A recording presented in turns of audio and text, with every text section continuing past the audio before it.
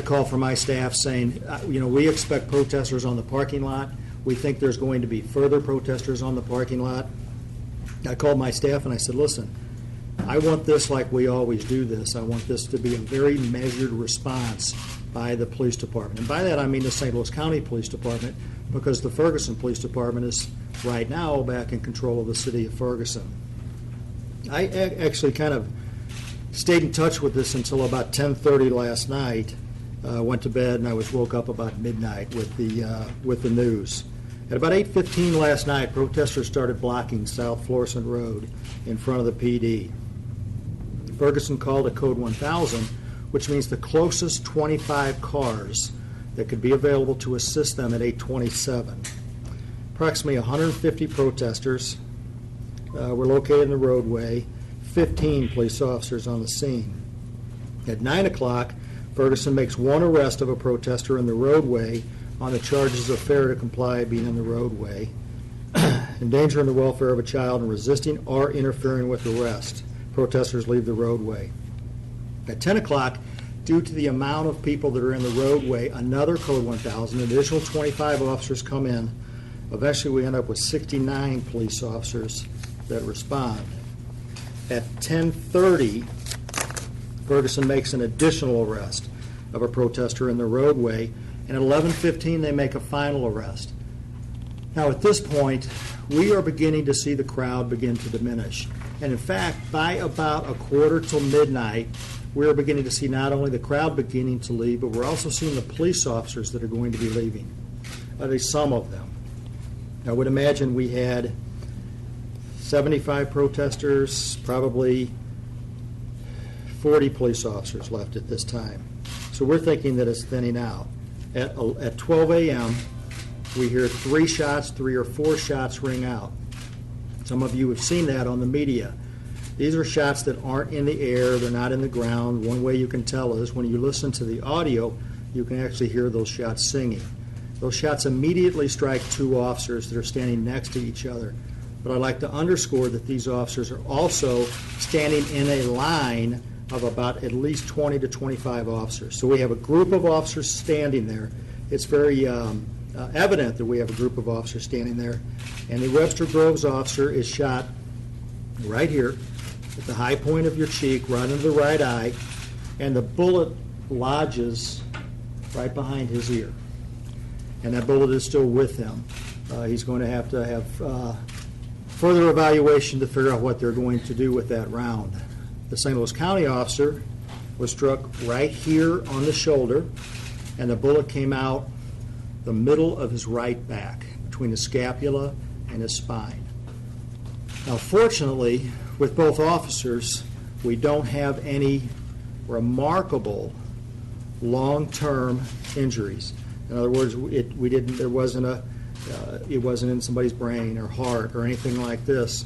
But you need to know these 2 officers took a very hard hit. I mean, anytime that you're shot in the face and have a bullet lodged in your head, anytime that you have a through-and-through wound where the bullet enters your shoulder and comes out the middle of your right back, those are hard hits. So we're lucky, by God's grace, we didn't lose 2 officers last night. So one of the things that I've talked about is that we do need to understand as a community, and we certainly understand it as a police department and as law enforcement, that we have an obligation to make sure that folks that want to express their First Amendment rights have the ability to do that. But when you look at the tenor of at least some of the people that are involved in the protest or civil unrest, it at times can be very troubling. And it's difficult for the officers to discern within a crowd of folks that are perhaps there for the right reason exactly who's doing what. And one of the problems we have is, similar to last night, I would have to imagine that these protesters were among the shooters that shot at the police officers. And for the police officers that are standing there and really don't have the ability at nighttime to understand what they're looking at, it's dark, there's a whole lot of people out there, there's a lot of noise, it's very difficult for the officers to really understand what they're looking at the time, and really to be able to evaluate any type of threats. So I would just tell you that you need to understand that. I think it's a miracle that we haven't had any instances similar to this over the summer and fall. With the amount of gunfire that we would hear, that I personally heard last summer and fall, I think it's a miracle we haven't had something like this happen. And I think we're very fortunate that that has happened. I'd also like to point out that my officers tell me that when this happened, when they heard the shots and when they heard the bullets singing past, that they saw muzzle flashes. But these muzzle flashes were probably about 125 yards away. Many officers drew their weapons, but no officers fired. But what if we're in a situation to where it's 25 or 50 yards away? And it's a threat right there in front of you that can be engaged, except we're around a situation to where perhaps 40, 50, 60, 70 people are around. I mean, we really need to understand the dangers of this. And I'm not blaming anybody other than the individuals that took a shot at my officers and hit them. But I am telling you that these are situations that it's very difficult for us to navigate through if you're a police officer on the street and you're doing everything you can to protect people's First Amendment rights, everything you can to protect other people's rights that may be traveling through the area, anything that you can be doing to protect life and property. This is another layer that makes it very difficult for our police officers out there to deal with. And I hope people understand that, because it's a very tricky line for us to be able to walk. Ladies and gentlemen, we were very close to having happened what happened in NYPD with Officer Ramus and Officer Liu. We could have buried 2 police officers next week over this.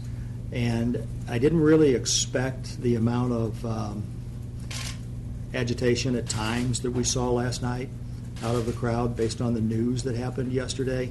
And not everybody there expressed agitation, but we certainly are always cautious. But I didn't expect, obviously, either that we would have 2 police officers shot last night. One of the officers from St. Louis County is a 41-year-old. He's a 14-year veteran of law enforcement. The Webster Groves officer is 32 years old, and he's a 5-year veteran of law enforcement. So I'll answer any questions that you have. Chief, any update about the suspects who did this, who you are potentially looking for? Yeah, we have some perhaps leads on that. I'm going to leave that alone at the time, let the detectives work. They're still out in the field right now. In fact, the lieutenant, the sergeant, and his staff have still not had time to come into Clayton and even brief me. So we have talked to him on the phone. As you might imagine, this is the #1 priority right now of the St. Louis County Police Department, to identify these individuals. That individual are individuals who shot our police officers. But no one is in custody? No, ma'am. If the shot was 125 yards away, what degree of confidence can you have that it was even associated with the protest, rather than just taking the protest as an opportunity to try to shoot a cop? Yeah, I talked to my staff about that in detail, because I had the same question about why this is. There are indications that would lead us to believe that obviously some of the folks that were there to participate last night, and expressing their opinions, they were spread over a wider area than just confined, and that did extend not only to the north and the south, but also to the west. So I feel very confident that whoever did this was there for the wrong reason, not the right reason, and came there for whatever nefarious reason it was. But I do feel like there was an unfortunate association with that gathering. Steve, you mentioned kind of this almost impossible task where you have officers standing on a line, almost like sitting ducks, and you have folks who are protesting, some legitimately, and others who may be rabble-rousing. How do you all, have you all thought yet about how you're going to go about this differently going forward? I mean, is there anything at all you can do differently than that? And also, can you speak to the concern from law enforcement's part that you don't want any of your officers to be too aggressive now or too quick to react now because of what happened? Yeah, I would actually back up to the last part of that question. I sent a text last night out to two of my senior staff members, 2 of my lieutenant colonels, that said, listen, our burying this evening is going to be very measured. So we want to make sure we don't cross that line and do anything that we shouldn't be doing as law enforcement, and we protect those people's rights. How is it going to look differently? We have some experience in this. The county police department does, in running some of the operations last fall and during the grand jury verdict and before and different things like that. So we're going to be exploring having to perhaps readopt those plans that we have. So one of the things with the Code 1000 plan that calls the closest 25 cars in, and then maybe a Code 2000 that causes another 25 to come, that's really not a plan, that's reactive. And I think it's incumbent upon myself as the chief to make sure that we come up with a good plan to protect the community and also to protect the police officers out there. Is the county police considering taking over Ferguson? Meaning, is there a chance for existing Ferguson police officers and staff to go under the county umbrella at this point? I guess there's that chance out there. I think the better way to answer that question is that we've not been in any sort of official talks with Ferguson regarding that issue, and that as the police chief of St. Louis County, I have an obligation to make sure that no resident in St. Louis County is without competent law enforcement, and that the police department has to make sure that we provide that to anywhere in the county, to include Ferguson. I had a question over here. Do you expect to send any more officers out tonight to provide security around the Ferguson Police Department? I do. I don't know if we're going to have any issues tonight, but please remember, we have a responsibility. These officers took an oath to protect life and property, and these are some of the things that we are expected to do. And it's unfortunate when these things happen. Law enforcement is at times a very dangerous proposition, but it's incumbent upon me and my staff to make sure that we're doing things to where we give our officers the best chance to succeed all the way around. How do we keep this from escalating back to where it was in August? Well, one of the things that I'm anxious to do right now, and I've already talked to my staff about it, is get a hold of some of my community leaders out there and talk to those folks again. I think that's critically important. There's been an assertion out there that perhaps some of the leaders that we have don't necessarily have leverage perhaps over some folks that may do certain things. But shame on us if we don't continue those conversations. And those conversations have been ongoing. I just think as the police chief, it's going to be very important to bring those community leaders back in the next day or so at the latest, and go, hey, listen, these are my issues. I need to bring you up to speed on this. What ideas do you have as we move forward that can assist the police department and thereby assist the community? Because that's really what we're there for. Do you guys happen to know what gun was used in this incident? We feel like it's a pistol, a handgun. We recovered some shell casings up in the area. We don't know 100% yet if those are going to be the shell casings that are going to be attributed to this shooting. But we do believe it's a handgun based on the way the shots sounded, and the injuries to the police officers did not appear to be rifle wounds. Have you learned anything from talking to any of the protesters that were there last night about, suspects possibly? We talked to several people there. That's part of the investigation we could go into. But it was certainly an opportunity for us to talk to some folks, and I think it would not be an overstatement to tell you that there has been several people that have been very forthright with the investigation. So that's certainly encouraging. Chief, some of the protesters last night said this was a rowdier than normal crowd. There were a lot of fist fights that police even had to break up among the protesters, not involving the police. Can you speak to that? I mean, was this a more violent crowd than normal? Yeah, it was pretty rowdy. I think that's pretty clear. I think some people might have seen the news reports of fist fights and different things like that. Some things are relative. We've had nights that it's been much worse, but at the end of the day, I really did not expect last night when I first started monitoring this that it was going to spin, to the extent that it did regarding the agitation. So you try to expect those things, and but sometimes it's very difficult to figure out. We saw a report about the fact that there were rocks and bottles being thrown. I frankly have not been able to confirm that myself, so I don't know if that happened or not. But I think it is true that there was agitation within the crowd.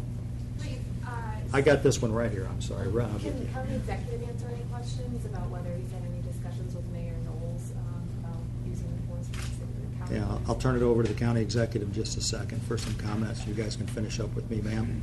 Now, I know that you guys have been receiving threats since this summer, a variety. Is this in line with any of those threats? What type? Categorize that for me. Just some of the things that we've heard as far as, police being threatened, Yeah, I mean. actions that people are gonna take as revenge, things like this. Right, and some of this is gathered, for example, through intelligence, or we hear things, or however we're able to glean that information out. But obviously, some of the threats are very overt. I mean, there's somebody standing a foot away from an officer that is expressing to them that, they would like to do bad things to that police officer. So we're certainly well aware of that. And again, I think it's incumbent upon us to try to do the best we can to craft something to where everything works for everybody. And we don't have these issues that spin out of control. The responsibility of last night's shooting lies with whoever did that shooting. I want to be very clear about that. But it is at times, like I said, a very difficult environment for us to work in. Chief, going back to what you said earlier, I mean, at this point, what is next? I mean, a lot of people are just want to know, what can we do now moving forward? I know you talked about some ideas, but what else is on? Yeah, we're going to have to take a look at a security plan up there again, similar to what we did last fall. I think that's part of it. I think community engagement is part of it. But I also think that, this has really been in the news cycle a whole lot lately. I understand why. But, it started off with a court clerk, and then it went to, 2 police officers. That went to the city manager. Now we're dealing with the chief who has stepped down. It just kind of seems like that is always in the public, always in somebody's mind right now. And I think, so part of this, I would hope, would get down to where we can continue to have civil discourse about this the right way. And I think that perhaps only time maybe will satisfy that. We'll have to see. Sorry, do you believe that this could be getting out of local control? Is this something that state highway patrol could possibly have to come back and also help out with? Yeah, you know what? I would like to tell you that I have more confidence in the community than that right now, and I believe that I do. So, that wouldn't shut the door to the fact that I'm going to certainly ask for assistance, manpower assistance regarding, helping as we do some things, for example, different. But I have to count on my municipalities to be there doing it for the right reasons. I have to be able to count on the highway patrol. As you know, my overtime bill from August through the 17th day of December on Ferguson was over $5 million. So these are expensive propositions for us. And we would certainly, we need the assistance anywhere we can get it with these very good law enforcement agencies that come to the assistance of Ferguson. Chief, would you consider this, what happened last night at this point, to be a random act? I mean, is it, you know what I'm saying? Is it like, was it just a random shooting? As much as you can plan and security and whatnot, if someone just wants to go on a hill and shoot, I mean, I would see roadblock the whole area or something. I don't know, but is this just a random thing? Is there? No, you're right. This is really an ambush, is what it is. I mean, you can't see it coming. You don't understand that it's going to happen, and you're basically defenseless from the fact that it is happening to you at the time. And that is something that is very difficult to guard against when you have a group of officers standing in a large group, and then you have gunfire, certainly gunfire directed at them. I would like to also point out, however, last night, the only gunfire we had was the actual incident where the officers were struck. Yes. You just brought up all the overtime your officers have been working, and you characterized last night as an ambush. Can you talk a little bit about just the morale of your officers right now? Yeah, I think the morale's pretty good with the officers, but I'll tell you what, I'll tell you what I'm thinking. I was certainly shaken up about this at midnight when the phone rang. So I think that's natural for the officers, certainly to be very, very cautious about their well-being and different things like that. But I have a tremendous amount of confidence in the St. Louis County Police Department, as Captain Nelson has with the Webster Groves Police Department. And these guys are going to be out there doing the right things for the right reasons. So they understand that it's a dangerous job, and they certainly need to hold me responsible to make sure I can make it as safe as possible for them. Is the MSD out there looking for a weapon in the sewers, or what's the utility? Yeah, Steve, they could be, but I don't know that. I can't answer that question right now. Captain Bosher, did we have anything to display, or did that work out? We had the photos that we sent it, or we sent it. Oh, you sent them all? Everybody, we had some photos from the crime scene.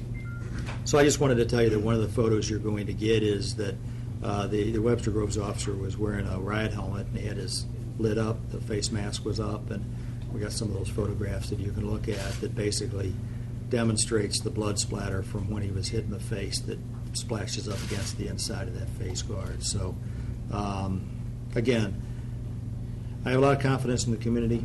I understand exercising people's First Amendment rights, but I'm going to be honest with you, this is beginning at times to be very difficult for any law enforcement agency anywhere to really wrap their arms around. I want everybody here to understand how difficult this is to do it the exact perfect way. It's very tough. Did you get to talk to either one of the officers? You know, I did. Yeah, I got to talk to both of them. I know Captain Nelson talked to both of them, too. The officers, you know, both of them had just been shot. They were with their families. It was fortunate that the families could be there. They were hanging in there.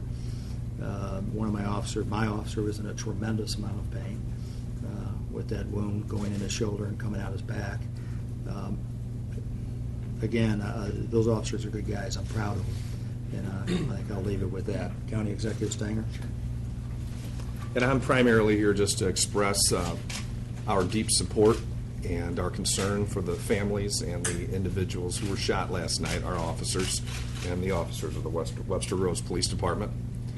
And I'm free to answer any questions you might have. Have you been in any discussions at all with Mr. Knowles about the possibility of the county coming in and taking over the Ferguson? You know, I have had multiple discussions with Mayor Knowles over, I'd say, a 2-week period, and certainly that subject has been talked about, and I have offered him all of our assistance that we have, and as you can see, and as you've heard today, we have certainly stood ready and have performed when asked to step in and help out, and we'll continue to do that in any capacity needed.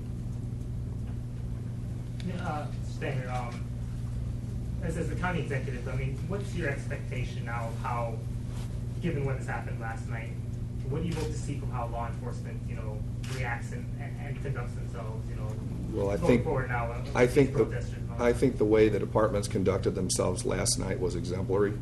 I think they conducted themselves with professionalism in the face of 2 officers being shot, and I trust that that will continue. I have full faith that that will, and I think that's how it will move forward in the future. And just going back to what you asked about your discussions with Mayor Knowles, I mean, would you prefer to see St. Louis County take over policing of Ferguson? I'm not going to say at this point that I would prefer to see that.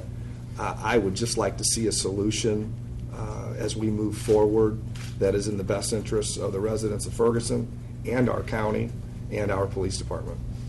County Executive, will you Yes. please walk us through when you found out and your first initial reactions to what happened last night? I got a call from the chief, and he briefed me on the incident, and I was immediately moved. I was deeply concerned for the officers' well-being, and we stayed in touch throughout the early morning hours leading up to our meeting here today. You mentioned you've spoken to Mayor Knowles several times over the last 2 weeks. Just to follow up, have you spoken to him since the shooting last night? I have not spoken to him since the shooting last night, but I intend to speak with him this morning. What is your message to your constituents, to people just out there right now? What are you going to tell them about tonight going forward about this and how they should react?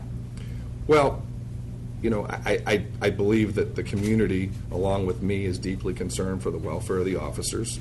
And certainly we'd like to see a safe environment where people can express their First Amendment rights. And, you know, situations like this and incidents like this are extremely unfortunate.